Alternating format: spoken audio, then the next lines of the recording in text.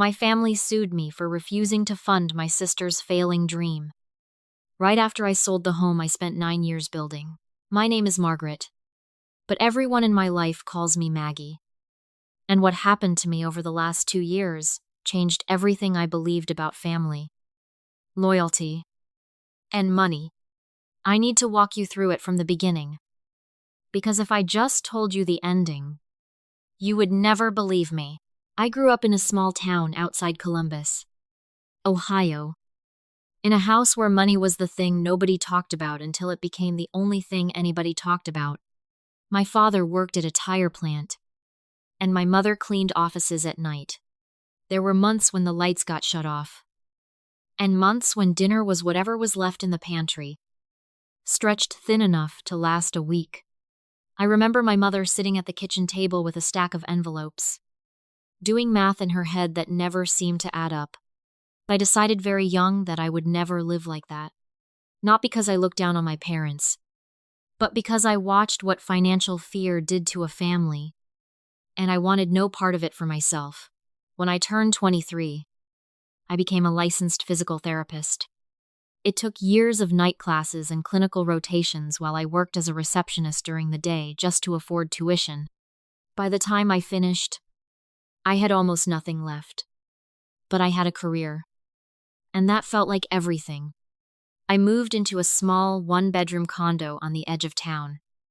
Something modest and a little worn down, with outdated cabinets and a parking spot that flooded every spring. It cost me $138,000. Nearly every cent I had saved, plus a mortgage that terrified me every single month. For 8 years, I worked overtime shifts, picked up weekend clients, and put every spare dollar into fixing that place up and paying down the loan. I skipped vacations. I drove the same car until the air conditioning stopped working and I just learned to live with the heat. I did all of this quietly, without complaint, because I had a plan. And the plan was freedom. 2 years ago, a realtor named Denise called me on a Thursday afternoon while I was between patients. She told me a couple from out of state wanted my condo. No contingencies. And they were offering $209,000 in cash. I nearly dropped my phone. After paying off what remained of my mortgage and covering closing costs, I walked away with $152,000 sitting in my bank account.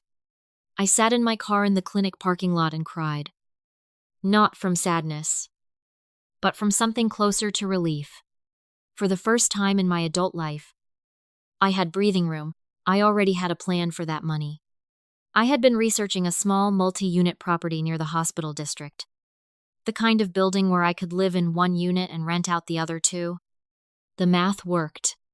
The rental income would cover most of the mortgage, and I would be building equity instead of paying rent forever. It was not a fantasy.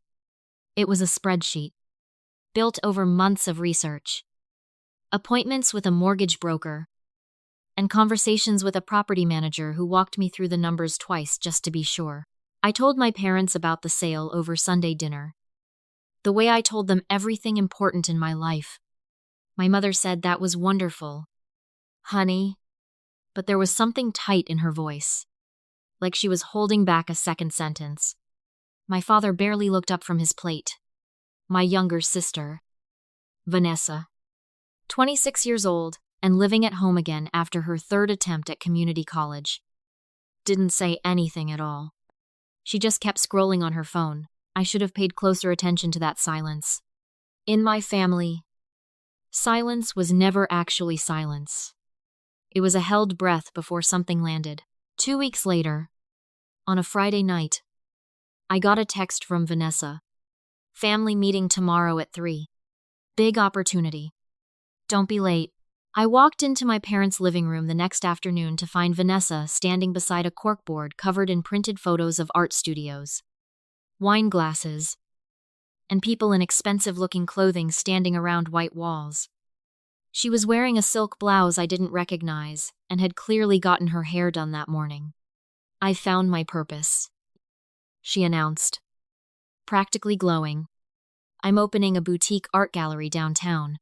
My parents sat on the couch like they were watching their daughter accept a diploma. Vanessa had never held a job longer than 5 months. She had never run so much as a lemonade stand.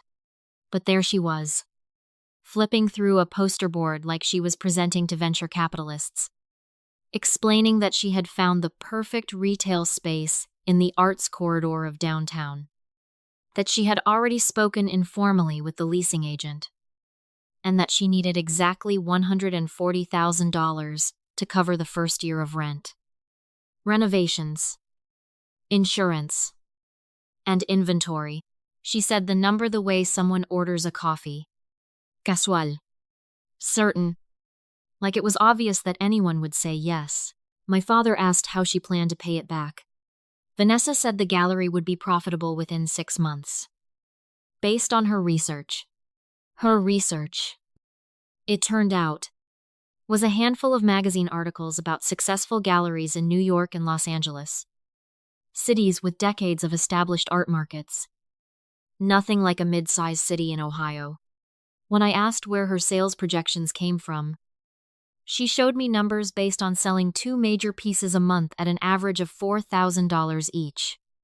She had no relationships with artists, no experience with retail leasing, no understanding of insurance, inventory management, or the 80% failure rate of new small businesses in the first year alone. What she had was confidence, borrowed entirely from watching other people succeed at things she had never attempted herself. I said no, clearly, calmly, and without apology. The room went silent. My mother's face fell. My father asked if I understood what I was doing to my sister's dreams. Vanessa's eyes filled with tears almost on command. And she asked how I could sit on that kind of money and refuse to help my own family. I reminded them that when I was working 2 jobs through school, eating the same frozen dinners night after night just to make rent, nobody offered to help me. I built what I had one shift, one payment, one sacrifice at a time, supporting someone's dream and funding someone's fantasy. I told them, are 2 very different things. What followed was 5 weeks of coordinated pressure that I can only describe as exhausting. My mother called me at work in tears, telling me Vanessa hadn't eaten properly in days. My father showed up at my new apartment unannounced with takeout, sitting at my table explaining patiently why I was making a terrible mistake. How real estate was risky too. How I should diversify by funding my sister instead. Aunts I hadn't spoken to in years called to tell me how disappointed they were. Vanessa sent long, tearful voice messages, alternating between wounded artist and righteous entrepreneur, telling me I was the only thing standing between her and a real future. The pressure peaked when I came home from a double shift to find my entire family sitting in my living room. They had gotten a spare key from my building manager by claiming there was an emergency. My father called it an intervention. Vanessa had brought an updated business plan, complete with letters from art students promising to display work at her gallery, and a printed article about a gallery in Austin that had sold a single painting for $60,000 in its first year, conveniently leaving out that the gallery's owner had 15 years of industry experience before opening her own doors. I told them to leave. When they didn't, I told them again. Louder. They finally left. But the calls, texts, and surprise visits continued for another 2 weeks until I blocked every one of their numbers and had my locks changed. The silence lasted exactly 9 days. Then I was served with legal papers in the break room at the clinic. My parents had filed a lawsuit against me, with Vanessa listed as a co-plaintiff.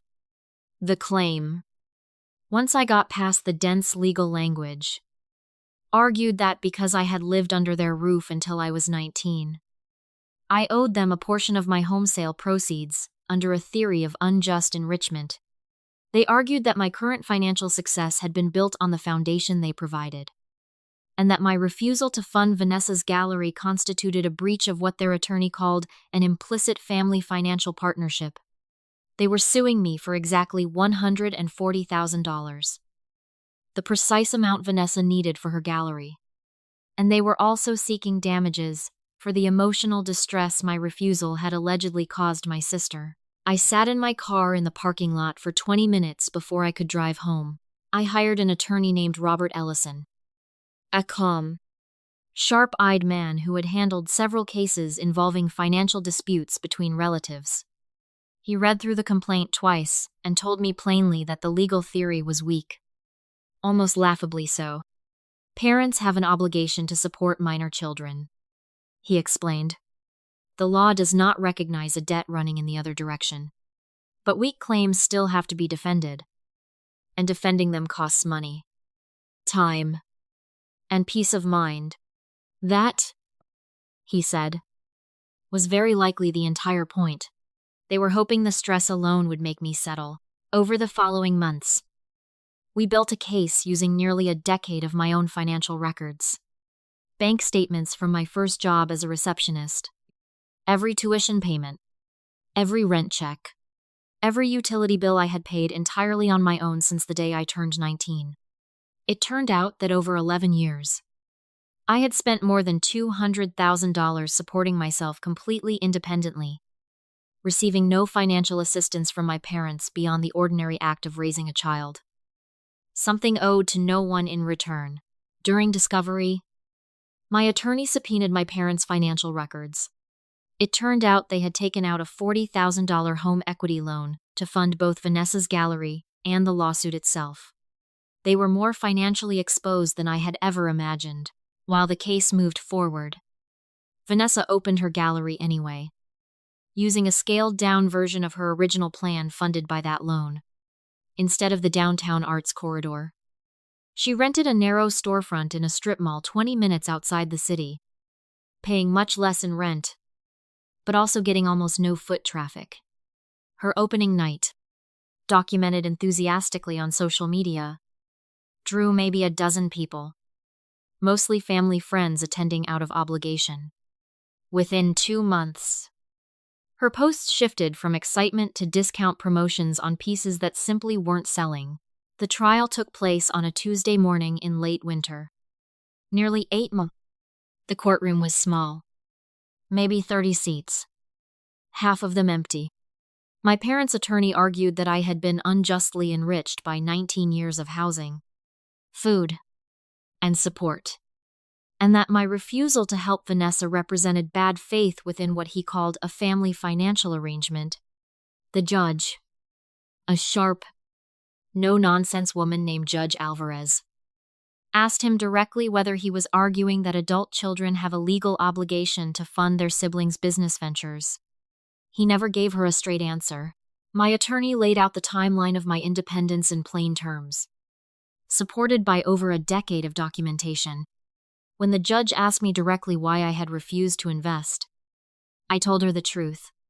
I worked for 11 years to build financial security for myself. No one is entitled to my savings simply because we share a last name. The judge deliberated for 11 minutes. She dismissed the case with prejudice, meaning it could never be filed again, and ordered my parents to cover my legal costs, which by then totaled $9,300. I expected relief. What I felt instead was hollow. I had just won a legal battle against the people who raised me, and I understood, watching them walk out of that courtroom, that whatever relationship we'd had before was over. My phone rang before I even reached my car. My mother's voicemail was tearful, asking how I could do this to our family. My father's was cold, telling me I had gotten what I wanted and destroyed everyone in the process.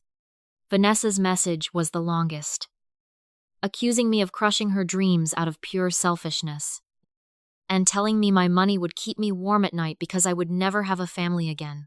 The gallery closed permanently 7 months later. Vanessa had burned through nearly all of the loan money, owed several local artists for consigned pieces she never sold, and abandoned the space rather than negotiate with her landlord. My parents, already drowning in debt from the home equity loan and the lawsuit, fell behind on their mortgage. Roughly a year after the trial, I learned through a former neighbor that they had lost the house to foreclosure. My father called me once, months later, his voice smaller than I had ever heard it. He admitted, for the first time in his life, that he had been wrong. He said they were losing everything and asked if part of me felt satisfied watching it happen. I told him honestly that I wasn't happy about their situation, but I wasn't surprised either. They had built a crisis by choosing my sister's fantasy over financial reality. And hope, I reminded him, was never a plan. What followed was a short, strange campaign of reconciliation. Apology calls. A handwritten letter from Vanessa, 3 pages long, explaining that her dream hadn't been wrong, only her timing. An unannounced visit from all 3 of them together, ending in a request that I co-sign a lease on a rental house, since their credit had been ruined by the foreclosure. I said no. They left without saying goodbye. And a few weeks later, I heard they had moved across the state without leaving a forwarding address. It has been 2 years now since that final conversation in my living room. I still work as a physical therapist, though these days I do it on my own terms, splitting my time between 3 clinics and picking up shifts when it suits me. The multi-unit property I bought with the proceeds from my condo turned out to be everything I had hoped. My 2 tenants cover the vast majority of my mortgage, and the equity I have built has given me a kind of security I once thought only existed in other people's lives. I planted a garden in the backyard last spring. I travel twice a year now, something I never allowed myself before. I sleep well, knowing the foundation under me is solid and entirely my own. I don't know exactly where my parents or my sister are living now. Occasional updates come through old family friends, each one sadder than the last. Vanessa, from what I understand, is working retail in a town 2 hours from where we grew up, still carrying debt from a business that lasted less than a year. I don't feel triumphant about any of it. I feel something closer to grief. For a family that chose to see my boundaries as betrayal instead of simply the natural consequence of protecting what I had built with my own 2 hands. People sometimes ask if I regret saying no, if I wish I had just given Vanessa the money to keep the peace. I don't. Not because the money mattered more to me than my family, but because what they were really asking for was never a loan or an investment.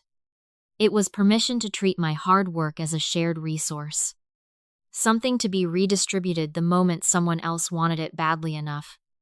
Once I said no to that idea, there was nothing left holding us together, because the connection had never really been built on love without conditions. It had been built on my willingness to keep giving. I chose my own financial security over a version of family loyalty that only ever flowed in one direction. I have never once regretted that choice. And 2 years later, I am still standing on the foundation I built myself. 1 shift, 1 payment, and 1 boundary at a time.